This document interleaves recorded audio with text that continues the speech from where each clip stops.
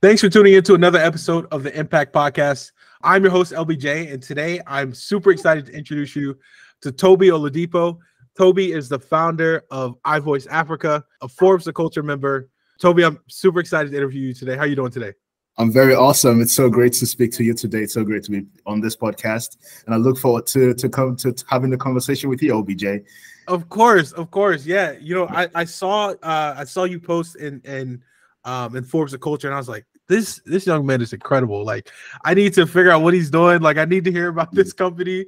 Let's see if he'd be willing to hop on the podcast. So, thank you so much for agreeing to be a guest today. But to jump right in, I'd love for you to tell the listeners a bit about iVoice Africa. Absolutely. The name iVoice Africa was a name that I never ever thought about. I'm going to start that way. Okay. When you want to start a company, you always think about, what's the best name I can give for this? But I didn't have that moment. I think the name just came to me. But this is why it just literally came to me. I sound very spiritual right now, but that's kind of like how it happened. And I remember the backstory of that, however, was so I started off my career as a voice artist. I started when I was living in Cyprus in, say, 2016, 2017-ish. And I had my first, someone that just came to me and said, you know what, can you just read the script for me because I feel like you sound well. And so that was it. And it was on an iPhone. And so when I got back to Nigeria in 2018, I thought, oh yeah, it's such an amazing career that I could actually pursue on the side. So I was running with this until I started. And then I was working. I think I had a gig for an agency in Barcelona. And I remember after delivering the project, the voiceover project, they said to me, "It would be so nice if you had a website. People would want to people want to look out for you. If you have a great talent, and it would just make sense that it's very easy to find you. If you had a website." And I thought about it. I'm like, oh, cool. At the time, there was not many voiceover artists from Africa, I would say, emphatically, that had their own websites. So okay. I thought, yeah, I could actually do this. So I remember I went back to my parents' house. It was for a week. I created in Nigeria. In Nigeria, yeah. Okay. I created a website from scratch myself. I don't know how I learned it. Wait, so you using like one of the it wasn't like Wix or like one of the it was website. It was WordPress. Oh, it was WordPress. Wow, you just started. That's crazy. I just started with WordPress. I remember it took me a week, like exactly 5 days or 6 days. I started on a Monday, and I think by Saturday I started sending to my friends like, "Yo, what do you think about my first website?" And when it got to that point of selecting a domain, it just came to me, iVoice Africa. And the reason why, though, was I thought that there were a lot of Africans like me who were very proud of the fact that they have an African accent and the fact that they can actually sell an African accent. And I thought a lot of Africans, when I used to live in Africa, I would see people want to sound, American, or want to sound British or whatever type of accent, not because they didn't particularly appreciate their local dialect, but I saw it in a way that they didn't realize the value that they had in, in speaking with their own dialect, even being a professional speaker or voice artist in your own dialect. And so I thought, I want to be able to encourage other Africans like me to feel like, there's a career that you can pursue speaking your own dialect or speaking your own language. And so that's why iVoice Africa came. I'm like, so if you voice Africa, jump on this train and let's voice it together. Right? That's incredible. Okay, so we're all right. I have a ton of questions, but before we kind of go into those, you mentioned you grew up in Nigeria. What were those early years for Toby?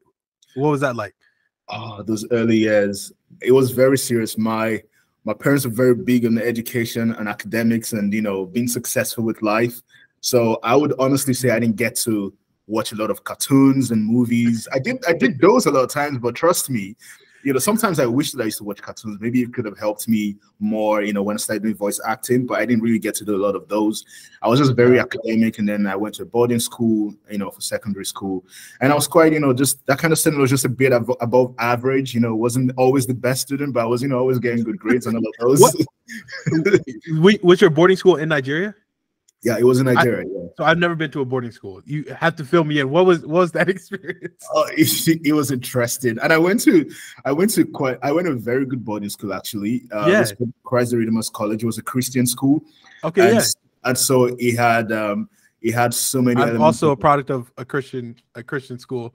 I actually went to a Christian college. That's another story for another time as well. So Christian school growing up and then Christian college. But yeah, definitely. So it was quite a great journey. It was 6 years, and there also, because it was a Christian school, they imputed a lot of values and how to become a great person, how to behave well, and of course the academics was awesome as well. We had very amazing teachers. But I think what was the most interesting part of this, compared to a number of boarding schools at the time, was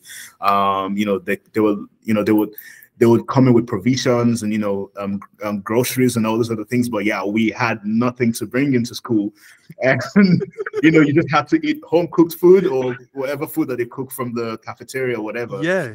And yeah, so it was quite an interesting experience actually. It was a mixed school, so building friendships and relationships, for me, that's when I started to understand the importance of this type of friendships and relationships, even up to date. That's awesome. Okay, so after the boarding school, okay, you mentioned you were in Cyprus. When did you what's that gap between boarding school and Cyprus, and then how did you get to Cyprus? Oh, well, I went on the plane, bro. Okay. Well, you know what I mean? Like, yeah, how did you? Yeah, like, what was the transition to Cyprus? Absolutely. So I think at the time, while I was still in secondary school, when I was thinking about where I was going to go for my bachelor's, I was thinking at the time, a lot of public universities or federal universities in Nigeria were on strike. And, you don't want to be in this type of situations. Otherwise, you could spend 5 years or 6 years, for a course of 4 years. So I started looking beyond Nigeria. And the first place I wanted to go was South Africa for some reason. I don't know why, and I think it could have been just because the World Cup this was like 2013 now. And I think the World Cup in 2010, in South Africa, was like, yeah, I want to go there and see all these good things, so that if there's another World Cup, I could be there. But for some reason, I was hell-bent on going to South Africa. But I think while in the middle of that, my dad had just come one day and said, oh, a friend of his just called him up and said his son is going to Cyprus for university. Do you want to try that? At the time, I didn't even know what Cyprus was. I was like, what is that? Is that meal? Is that, what is that? It's an island, right? It's an island, yeah. It's an island, just between Middle East and Asia. Yeah, in Europe, I don't know. It's just all over the place, like somewhere in between, anyway. And so it just happened, and then I went in 2013 for my undergrad in electrical electronics engineering, and I majored in telecommunications, on that degree. Yeah. So I was there for 4 years and a couple of months, and then go back to Nigeria right after, for the next steps. So what happened, like, as you were growing up in boarding school, growing up in Nigeria, did you, like, back then, did you ever think that in 2023 you'd be an entrepreneur? Like, were there like early signs of entrepreneurship, or no? No, I would say that my earliest sign of entrepreneurship came maybe when I was in Cyprus. I think it came when I was in Cyprus. I was at the time, I was thinking, is there anything legal I could do to, have extra cash for coffee and go on dates and all this? I mean, I was young. I was maybe 18, 19-ish. Yeah. It would be so great to actually have all of this, and then I think the first venture that I ever tried to start was drop shipping, because, I got introduced to AliExpress. I started there too. That was my first business out of college. Oh my God. We have a story to tell on that one. Yes. So it was drop shipping, and honestly, it didn't really do well. What were you selling? Wristwatches, because I was so crazy about wristwatches. And the AliExpress and Alibaba wristwatches. I was doing all of those, exactly. So I'll copy from Alibaba and take it to AliExpress and eBay. It was so that was my first experience of having a business or trying to run something. And it was a massive failure. I'm never gonna lie. I didn't do well. And but at the same time, I was just looking forward to finishing a degree in electrical electronics engineering and working for telecoms, because I was so passionate about. Oh, let me also say that I did electrical electronics engineering because I was only good at maths in school. Okay. right? So if you gave me economics or biology or things where you had to study and explain stuff, I wasn't really gonna do well. Even in English language, I wasn't doing well. You know, so you now run a voiceover company. So just hey, for those kids listening, like if whatever you're struggling with in school, like it does not define you. You can later be running a business. That's amazing. Definitely. So yeah, so that's why I did that. I was just looking forward to getting a job in the telecoms company or in power electronics, things like that. Things that had to do with engineering and connecting of wires. Yeah, I was just looking forward to that. Yeah. So you mentioned the dropshipping company didn't work out well. Yeah. What was one lesson that you took from that you now use as you run iVoice Africa? Absolutely. I think the one lesson that I learned then was I had no strategy. I would say I think I just watched videos about all the YouTube videos that you see of 10 ways you can make money in 2023. And then always, oh my God, drop shipping. And then so I just, went on Shopify. I didn't even I know the people who have successful drop shipping businesses will even have, an e-commerce store and all of those things, on the line. And I think all I just created was I remember I created an Instagram page on the side, and then I was doing all the transfers. I had accounts on eBay and all of these things, but I had no strategy at all. No, and when you're starting a company, you are literally the marketing person, you're the salesman, you are literally everything. You're the finance person, and I had no, I'd not even taught myself anything on how I can actually manage all of those things. So I remember that I would start having conversations with people. People reach out to me, oh, I want this. I want to purchase this wristwatch. And, I would have a conversation for a couple minutes, but after a while, they stopped talking to me and I would not understand why. I didn't understand what it meant to actually nurture a lead. I didn't understand how it meant to actually market yourself, even the packaging and how I advertised the wristwatches that I was selling online. These are the little details. Even when you shop on Amazon, sometimes it's not always about the pricing of what you're trying to buy, but it could be that little extra detail about this product that says, oh yeah, this is the one I want, right? So I didn't know all of those things. So when it was time to actually run iVoice Africa as a company, I thought, be very deliberate about, some of the things that you are selling, some of the things that you're doing. And that's why our unique value proposition is African languages specifically, because that's great. We want you to think, when you think African languages, think about iVoice Africa. We have it all. Stuff. Yeah. So that's our first unique value proposition amongst all the stuff that we do. That's great. Okay. So, actually, I have one more question on that. What was when you went to your parents initially with the drop shipping company and said, "Hey, I'm running this on the side," or like maybe you were even like trying to bring all the money in from there. What was their reaction?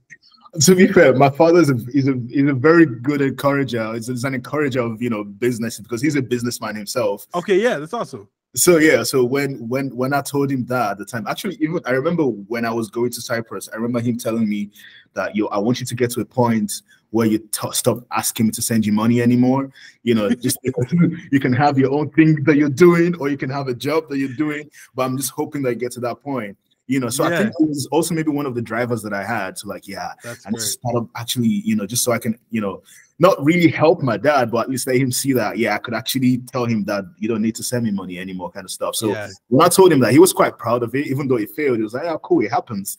It's a lesson that you pick up.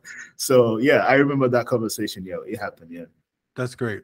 Okay, so you mentioned, you went to Cyprus, and then that's when, you got your first voiceover gig, and then you went home and, built the website, start sending it to your friends.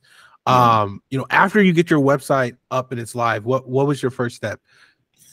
My first step was, so I was sending to everybody, and I remember also something, because I was a voice artist and I'd done my research on how can I get more gigs, because as a voice artist, you want these gigs. And so I started signing up and pitching to a lot of agencies worldwide, signing up for a lot of freelance platforms, letting them know about my website. And I learned a couple of strategy actually along the line. Sometimes, and I remember learning something from one of the coaches that I watched at the time. And he said, even if you just purchase a microphone, send it to that brand that you want to work from. Be like, oh, I just purchased a microphone. If you have anything going on, I would like to test my voice on this microphone for this advertisement. And if you like it, you can have the audio. And if you don't like it, we could find other ways to do it. So I was that's great. Yeah. So I would reach out to lots of brands that I was seeing on TV. I'm like, yo, I have, this is the mic I use. This is my website. You can actually see all my demos and all the portfolios of the people that worked for in the past. Even when I don't work for nobody, I'll literally just take a script and just record it and produce it myself. Wow. I'm like, yeah, I worked for them just so that I can see that. But because what matters most is they're trying to know who you've worked for the most part. That's also another part of it. But they also want to know, how good are you? Are you the man for the job? Is this the voice that we're looking for? So once you know that you're really good, with how you sell through your voice and all of those other stuff, then you get the gigs. The next one that comes up is, who are those you worked for? That's when you now want to start negotiating your price and saying, oh yeah, you should pay me higher because I work for this type of people a normal day, so. That's great. I think like oftentimes a lot of entrepreneurs they'll put the business together and then they'll be like, well, now I need to get my first sale and have no clue how to even go about that. But like, I love like that mindset of saying, hey, even if I don't get the sale of the product right now, I can put together scripts, I can put together demos, like I can build a portfolio to help me with those future sales. Exactly. So that's exactly what I did. Yeah, that's great. Okay, so during that time, what was like I'd say the first big hurdle or like big challenge that you had in the company? So during that time, so I remember I'd created this website in August 2019, and I used that date, 26th of August 2019, and I used that date to mark the anniversary of iVoice Africa, even though at the time it was just solely me as a voice artist. And I think 2 months later, and then I got a full-time offer in a telecoms company where I've always wanted to work since I was young. The type of offer that I really wanted. Just like a month or two after, I had that offer coming, and I thought, you've always wanted this still, just go for it. So I signed up for this job, and so I was running both of it at the side. So I was already having clients from voiceovers, and and then I had to go. I had to always drive to work every other day between that period. And so that challenge for me was, sometimes I'll get back from work and I'll have a script already in my email where I needed to record, and it could take me an hour or sometimes 30 minutes or whatever duration. So it was very hard combining this. And then I thought, I'm just going to create a home studio, just so it can be easy for me to do this. And, I think that struggle literally just became a blessing when the pandemic came, because this is 2020, because now I'm already talking about December 2019. And where are you living now? I was in Lagos, Nigeria. I was in Nigeria. Lagos, okay. I was in Nigeria at the time. And when the pandemic came, the telecoms company I was working for said, oh, we're all going fully remote so you can stay in your homes and, work from home. So I was literally working 2 jobs right in my house. Crazy. Exactly. So initially started as a struggle. And I also think what helped was the fact that I was already thinking of having a home studio and not having to go to a lot of,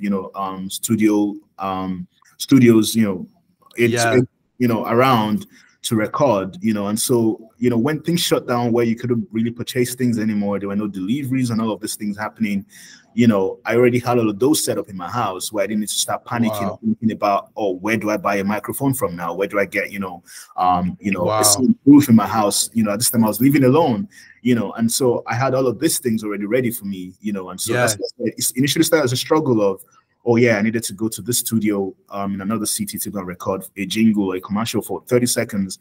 And then I have to wait till I leave the office and, get into traffic and get to that place. So all of those literally just stopped, and I was able to run everything from home. Wow. Okay. So on that note, what advice do you have for that entrepreneur who's still working that 9-to-5 job? They have something they're passionate about. They want to scale that. How do they manage that? I would just say, first of all, enjoy the process. It is a process actually that it asks a lot of you. For starters, honestly, I knew that in 2019, when I was applying for jobs, because I knew what I wanted for a 9-to-5, And at the same time, I just started this, my voice career was just, I mean, I was already getting international clients from Spain and all of those. And I thought, yeah, this could actually become something bigger, right? But I loved both things. It was not a situation of which one are you going to give up, because I wanted to really do well on both sides. And but the truth about this is there's also a part of prioritization, right? 9 to 5, I have to be at work physically. Mm-hmm. So I would not jeopardize that because I wanted to do something else, for a client at home. If all I needed to do was communicate to the client by saying, it's going to take me 14 hours to get back to you on this project, that way I know that I've given I've sort of managed the expectation of the client already in advance. Yeah, so they're not putting a lot of pressure on me, and at the same time, I'm not already spoiling my name even when I'm just starting. So as an entrepreneur, no matter what you do, one thing that matters the most is customer satisfaction. If your customers are not satisfied, there's a lot of things that you're gonna struggle with. So for me, what I was looking at the most was customer satisfaction. So if it had to do with me communicating extra, or if it had to be me even outsourcing, there were times that I could not even record at all. Either I would get back home very tired, or and I would just call all my other colleagues, can you help me jump on this real quick? So that the client actually has what they need. So there's a lot of so I think prioritization is really important. At the same time, even when you're running a 9 to 5, you don't want to put your job on the line as well. You don't want your bosses. At the end of the day, my boss, my line manager, even got to know that I was a voice artist, and he was really excited about it because he started seeing my jingles on TV and hearing my voice on radio. Exactly. Awesome. Yeah, and he was like, "So you do this?" And he was like, "How do you do this?" And I had to explain everything. That no, it never interfered with my job with my 9 to 5 because I could do all of these things from home. I didn't need to go anywhere out of office. So I think it's just about how you're able to prioritize and your time management as well, irrespective of whatever situation that you're in. There is always a way to make these things work. That's incredible. We talked a little bit about this before we started the show, but I'd love for you to share, what's the impact that you want. This is called the Impact Podcast. So I think perfect question. What's the impact that you want iVoice Africa to have? Well, so the impact that I really want iVoice Africa to have is I want the fact that when you think about any African language, think about the fact that iVoice Africa was the pace setter of that solution, or of that result that you see. And in more context to this would be a lot of African languages are becoming extinct, and it's so incredible. I think one of my greatest luck that I speak Yoruba fluently. I speak 4 languages, well, 3.5, because I used to speak Turkish because I was living in Turkish Republic of Cyprus. But one of the things that I've seen from fellow Africans, like precisely from Africa, was they were not always able to speak their local languages when they needed to, or when they wanted to try to do that. And it was either because of the cities that they were living in, or maybe they were born abroad, they were born outside Africa, or even those who were in Africa, their parents didn't get to speak this language to them, or they didn't get to actually practice this language. And the thing is with African languages is that they are very tonal, and they are also they're very broad. It's not like English language where there's a grammatical structure and all of these things. Ones like if you don't live in the cities, if you don't experience these cultures in some other cases, you would actually struggle in speaking the language, right?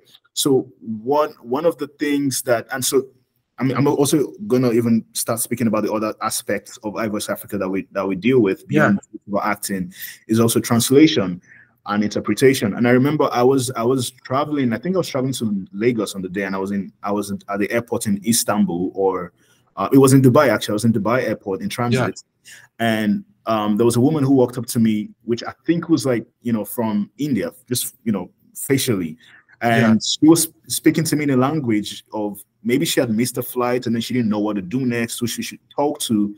And I remember saying to her in Turkish, and she said she couldn't understand what I was saying. In French, tu parles français. She said nothing. In English, she wasn't saying nothing. And I just thought, I would really love to help this woman right now, but I honestly cannot. And that's because there is no way she can understand. We don't speak the same language. Yeah. And, you know, the pandemic itself was what showed me that a lot of Africans really didn't understand what the COVID-19 pandemic was. And that's why we started doing translations, you know, that this is what it really is. I'm telling you, if you were on social media, on TikTok, on Instagram at the time, yeah, there were a lot of funny videos from Africa about, you know, how people were even mispronouncing the name. You know, COVID, you know, they were just calling so many things, random stuff. Yeah. Yeah, like this is a lot of people really don't know what this is, and that's because there are no translations or there are no sensitization materials in a lot of African languages. And so I said to myself, yeah, I'm going to start, you know, also pushing iVoice Africa as a translation company in addition to voiceover that I was doing before then. Yeah. You know, and I think that's what's like, you know, creating the things that we see today in iVoice Africa. It was through the pandemic where I began to see that there's so much impact that we can actually create in Africa and for Africans, because at the end of the day, it's not only, and this is by the kind of clients that we've worked for or that we work with, the people that we mostly even work for are outside the continent. Our clients are outside the continent, and that for me is the most incredible thing about what we do at iVoice Africa. The fact that what we do is actually for businesses outside the continent, because, you know, we're living in a very globalized world right now. A lot of Africans are, you know, migrating. You know, a lot of things are happening in our world. But what is very important in life is communication. And so, if you want to actually ensure that globalization is happening in the same way where, you know, communication is improving, you know, standard of living and all these other good things are happening, then we want to be a part of that. You know, that's incredible. You know, you hinted at this, and it's a similar question to the last one. What is the impact of being able to really kind of communicate? Is it the impact of those languages from a cultural perspective? It's because for me, I would say a lot of my listeners as well were African American, Black over in the States. Like I know, like I can listen to someone and be like, oh, he's from New York, or he's from St. Louis, like, or, you know, he's from Atlanta, like you know, we hear it, but it's still English. And even if I don't, you know, I don't fully get there, like for me, I can't imagine, you know, not, I say my language going extinct. So I'd love for you to share some of that. Like what's the impact of those languages on, I say specifically from a cultural perspective. From a cultural perspective, being that I have learned languages that are not spoken in my country, that's French and Turkish. I'm going to answer from that perspective. I've realized that, and this also happened to me recently. I think I'd ordered a meal, and I wasn't sure if it was for me or for a friend. And I was trying to ask the delivery person, what's the name on it? But he didn't understand me. And my first question was, I just asked him in Spanish, so hablas español? And he said no. And he said Turkish. And so I began speaking Turkish with him, and I could see the surprise on his face. And it was literally praying for me. And it was literally saying, you know, Allah Razuz, which means God bless you. Like, I can't believe a Black person speaks Turkish in the United States. That's incredible. I couldn't, literally, that's what he was saying, that he could not believe. Yeah. I'm so sorry, but I can't believe that a Black person speaks Turkish in the United States. What are the odds? Wow. You know, and then we started talking. Yeah, and it's like we started talking about how we got to the United States and, you know, so many other things. And, you know, I felt like that made his day. Yeah. I felt like that made his day, the fact that he went home and he was smiling. He was just, God bless you, brother. You know, all of those other good stuff.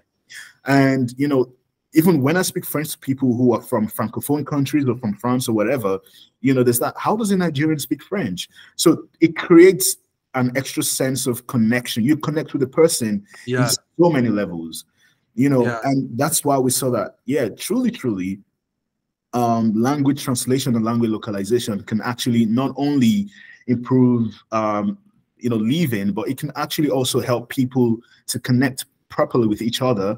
It can actually help people to I could be because I've worked with so many African languages. When I talk to an African, I can easily guess where the person is from. And if I'm able to say a couple of words in their language, I greet them in their languages, you know, because I have seen these things. I've, you know, managed projects in all those languages, and it creates that, oh, tell me why you can speak my language. so that way they're not open to, I mean, life is about your network. Who do you have in your network? Yep. Who do you have that you can call on when you needed help or you needed to be appreciated? But that's how, you can build friendships and communities and relationships and all of these things. And it's a very psychological impact that language has. And, for anyone listening to this, if you speak any language at all, or if you're thinking about learning any language at all, I will encourage you to do so, because it opens so many doors. I'm not even gonna lie. Yeah. So I'm glad you mentioned that. I was gonna say that question to the end. Right. How does one advice for someone looking to learn another language? I'll put it to you like this. I've taken foreign language classes much of my life, like in high school, even in college, and it was the same language both in high school and in college. And in college, when I took the exam to say that I knew another language, I literally sat down, I prayed, I was like, God, I was like, I don't know. I don't know. I didn't prepare for this as much as I should. Oh my God. If you get me through this test, we will be good. What language was this? It was Spanish. Like, I got no excuse. I have no excuse. Oh my God. But I struggled with Spanish for years, right? Right. Like, I'm like, there has to be then I meet you and you speak like 8 different languages. Like, there has to be like a way to make this language learning process easier. Yeah. So, honestly, trust me, it's not easy. And what's so incredible is the fact that, so I think in English, likewise yourself. So when you're trying to switch to these other languages, 8 times out of 10, you're literally doing Google Translate in your head. Yeah, literally. That's why my Spanish sounds bad. fair excuse. That's a fair enough excuse. But I'd say it's motivation. It's not easy to actually learn a language. And another thing that's also interesting about languages is, there's also an accent that comes with it. So when I was, for example, I learned French on my own, and I honestly don't know why I learned French. Just like you, I did French for maybe 3 years in secondary school. I wasn't the most brilliant student in French, but I knew that I liked that language for whatever reason. And so after 3 years, I just went on to, I was reading stuff, I was listening to music and watching movies in French with subtitles and all of those things. And before I knew it, I knew that I started having conversations in French, and then I changed my phone to French, and then when I went, you went all in, like language immersion. I went all in, and once I see a person from a Francophone country or, from a French-speaking country, I just want to speak to you in French, and they'll tell what, correct me wherever I'm wrong. And I think that started shaping my accent. I started understanding, trust me, African French speakers sound totally different from the people from France. And you need extra bit of years to understand both parties from an Anglophone perspective, And so I started training myself to understand Africans better when they speak French, and then, the Europeans as well. So all of this process happened, in a matter of, and this is not a year, 2 years. I'm talking of like 5 years, 6 years period, where I was constantly learning and growing and improving myself, my vocabularies as well. With Turkish, I was really lucky that I was in that city for about four plus years. Right. So yeah, you just have to pick it up, right? But for the other languages, coming to the United States and saying that the United States is also very big on Spanish, like there's a lot of Spanish community here. I was so surprised because I could never have guessed, a couple of years back, that this is what it is like over here. So I started learning Spanish in summer last year, but then I got too busy that, I dropped off the pace a little bit, but I think I'm going to get back to that at some point when I have some more free time. So yeah, it takes extra effort. Trust me. It's just that extra effort that counts. Okay, for sure. Maybe next time we connect, next time I have you back on the podcast, I'll know another language. So like you inspired me, and I think I think a good thing that you mentioned, and I love what you mentioned about like the impact that language has from a cultural perspective, right? Because I think more than anything, like that's what would inspire me to learn, to put in the extra effort to learn Spanish or any other language versus just trying to get an A to pass a class. Like, so yeah, I love that you said that. So, okay, back onto iVoice Africa. I'd love to hear, what was the moment where you're like, I'm on to something? I have a business here that I can scale and grow and like turn this into something. What was that moment for you? Absolutely. I think the first moment for me was during the pandemic when I had, and you know what's funny? You know, I started talking about iVoice Africa website from 2019. I think the first call through the website, the first sale through the website happened in March or April 2020 during the pandemic. Yeah. And you know, I remember the person calling was like, sorry, what country are you right now? And I'm like, I'm in Nigeria. And she was like, fantastic. Okay. So we want to create a COVID-19 broadcast, you know, for, you know, in 5 or 6 6 languages. And Yoruba that I speak has so many dialects, maybe like over like hundreds of dialects. And she went specifically that I want it done in this dialect. Can you do it for me? I just said yes. Like I didn't even know if I could find it. Okay. I was about to say, like, do you speak that dialect? I don't speak it. I don't speak it. I mean, I'm from Oyo State. You know, shout out to anyone from Oyo State, Nigeria, who's listening to this. I mean, you were talking about Missouri, but I'm like, yo. So I'm from Oyo State, but I was living in Lagos. But the dialect she requested for was Ijebu, and it's spoken in Ogun State, which is well, I don't know it's in miles or kilometers, but it's just the next state right after Lagos State, right? Yeah. And so I just said yes, I would get it for you. And she didn't even ask me how much I was going to charge. She just said, because I know that that's a very difficult language to find, I'm going to pay you this amount. And I'm like, yes. It was honestly, if I was to quote, I wouldn't have quoted that amount. I'm not even going to lie. And I'm like above what you were going to quote her? What I was going to quote, yeah. And wow, I'm like, that's incredible. Sure. I'm like, sure. You know, so so I did that. So I found someone online, thank God for internet. And the good thing was the person that I found was he was working in a radio station. And even though, you know, the world was shut down, you know, broadcasters and journalists were also still working. So, you know, it was just very easy for him to do the job. And then, you know, I paid him off and, you know, I took my percentage and all of those good things happened. And I think right after that, and this was for an NGO. It was for an NGO. And I got another call from another NGO saying, oh, we saw the work that you did for this other guys. Could you do something in this languages? And you know, it became 5 languages and then 6 languages, and then a missionary would reach out to us and say, oh, we're traveling to a number of African countries and we want to, you know, translate the Bible or do an audiobook for this Christian book in 10 languages. And you know, we'll start looking for and then so it became bigger than me. iVoice Africa became bigger than me, and I started building a team. Oh, I need someone to handle the projects, I need someone to handle the marketing. I need someone for the social media. And I literally did all of those in 2020, 2021, building the team and, you know, working with all the freelancers and the, you know, independent people I work with to actually get these jobs done. Because at the end of the day, we want to do what is professional, what is right, and what you can look back on years ahead and be like, yeah, I'm really proud that we did that in 2020 or 2021. So we were really building this team and building people, and then, you know, letting people know that you'll come to us for any African language. You know, if you speak any African language, come to us still. We can train you to be a voice artist. We can train you to be a professional translator. That's incredible. We literally started doing all of those things. And that I think was at that point that we started realizing that, yeah, we're really up to something. And then we'll literally get inquiries every day. And that was when I thought, yeah, this is bigger than I thought. Yeah, that's incredible. That's incredible. Okay. Similarly, let's say different.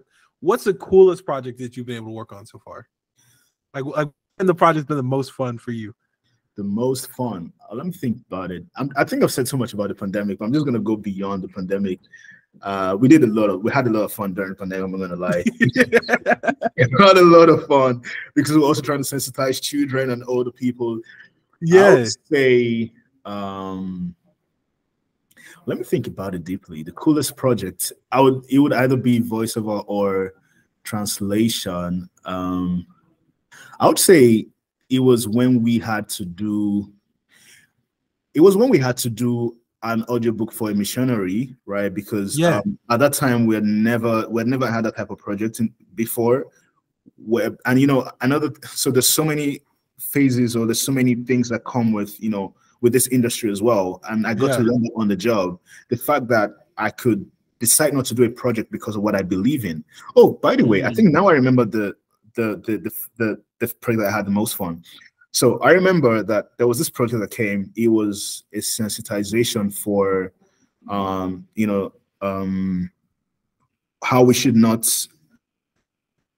talk down on people if they decide to get contraceptives or or even safe abortion and stuff like that. Very controversial, very controversial project. Yeah. And I remember that. I mean, this is in addition to the audiobook one that I was speaking about for the missionary. That's also interesting. But I think I'm bringing this because I want to talk about so many things. For sure. I remember that the artist. Tell us, we got time. Tell us.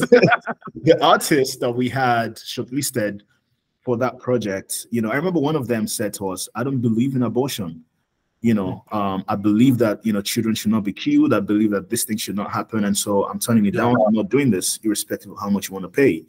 And then when I got that feedback, when my team gave me that feedback, I thought about it. I'm like, well, that's quite interesting. And I looked deeper, like, what is we as a company, iVoice Africa, what do we stand on? Do we need to actually stand on anything on this topic, even though it's controversial? Wow. That's great. Yeah. I think a lot of entrepreneurs don't think about that. Some businesses never even get to that point. So that's great. Exactly. So we began to think about it, like, do we need to, is it okay if we stand indifferent on this conversation and go ahead with this project? We can as well protect the freelancer that said, I'm not going to be part of this because I don't believe in that conversation. Right. Yeah. And so that for us was a realization of, okay, when we're actually taking on projects, let's first of all put our values and our morals first of all. What are the type of jobs that we can take as a company? And then, when we're also signing up freelancers or the independent people that work with us, tell us what are your no-nos so that we're not coming at you with things that by your standards are controversial. And I remember something similar again. This was for it was for a law enforcement agency, right?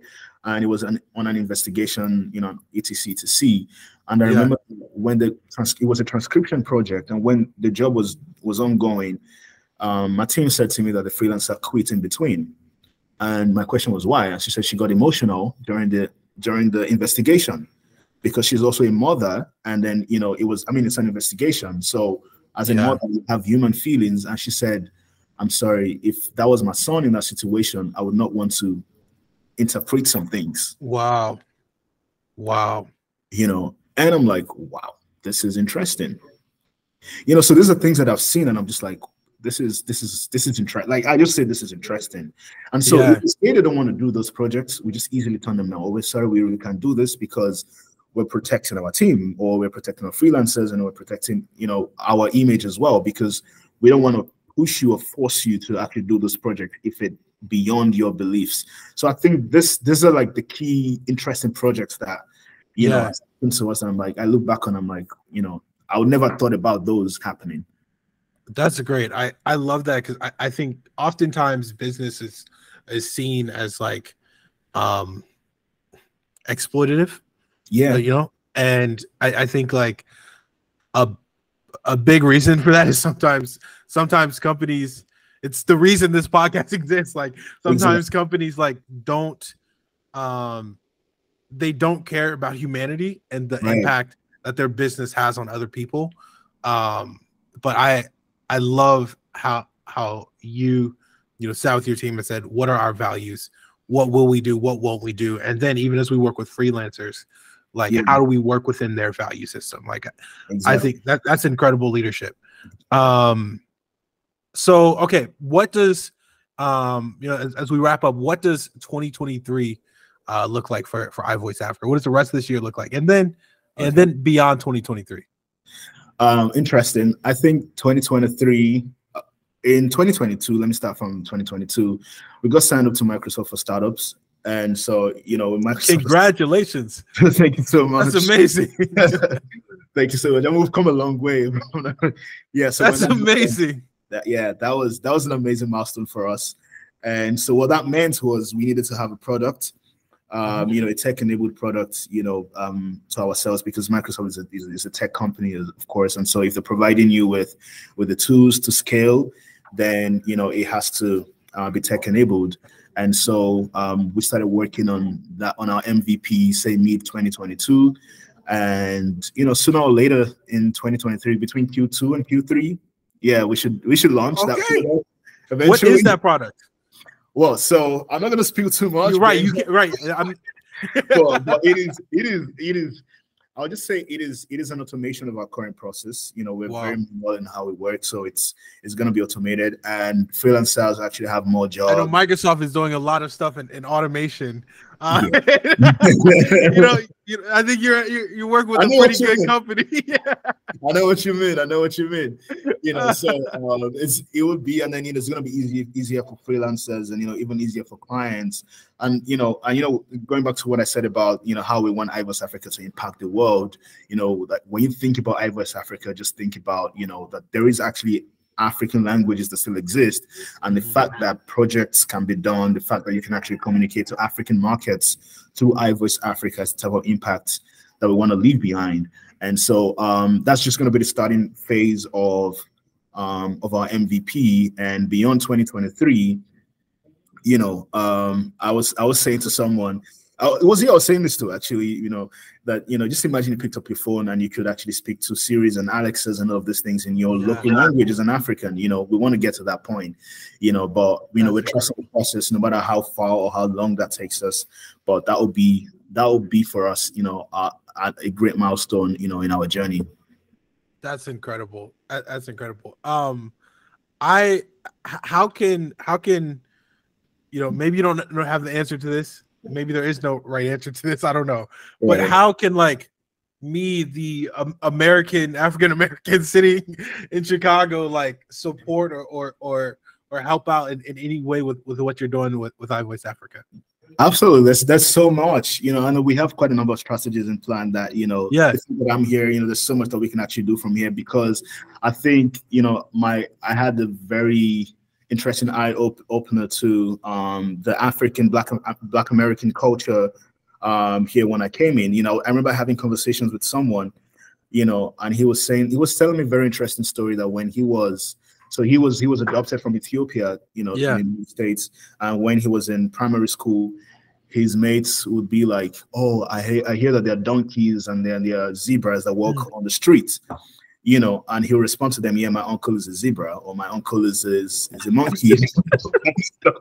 You know, and he was telling me that, trust me, that a lot of Americans really don't understand what it is like to be an African, or what it is like in Africa. And then I also get conversations of, "Oh, I want to visit Africa. I don't know where to go to first."